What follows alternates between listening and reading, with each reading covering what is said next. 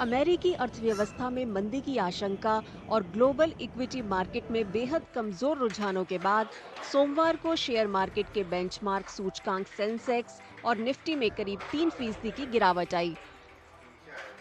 हफ्ते के पहले कारोबारी दिन में इंडियन इक्विटी मार्केट में इस भारी गिरावट की वजह से इन्वेस्टरों को करीब 15 लाख करोड़ रुपए का नुकसान हुआ।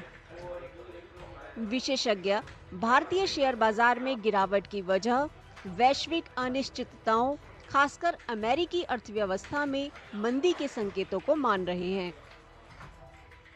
So there were negative news flows from many parts of the globe which led to a sharp sell-off in the global equity markets. Our markets too has witnessed a very sharp up move in the recent past. If you look at last couple of months after the elections results, our markets had rallied very significantly that continued its up move post the budget too. However, much of the positives were already factored in and the events were behind us. Hence, this global market volatility has led to a sharp down move or a corrective phase in our markets too. America में जुलाई में रोजगार के आंकड़े पिछले शुक्रवार को जारी किए गए, जिससे पता चलता है कि बेरोजगारी दर 3 साल के सबसे ऊंचे लेवल 4.36% के करीब पहुंच गई है। इसके बाद गोल्डमैन सैक्स के अर्थशास्त्रियों ने अगले 12 महीनों में अमेरिका में मंदी की आशंका को 15 से बढ़ाकर 25% कर दिया।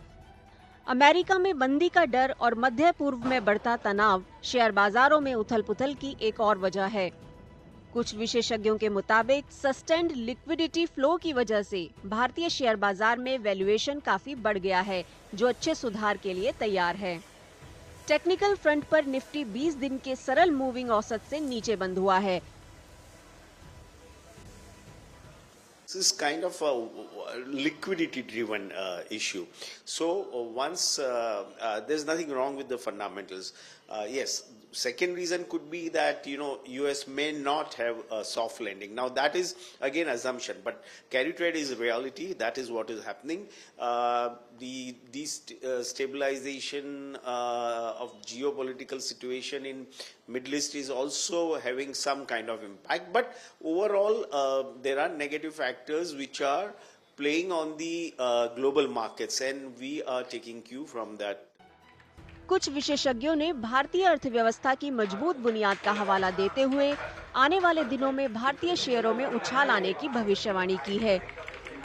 विशेषज्ञों ने रिटेल इन्वेस्टरों को घबराहट में खरीद या बिक्री से बचने और क्वालिटी शेयरों में इन्वेस्टमेंट बनाए रखने की सलाह दी है।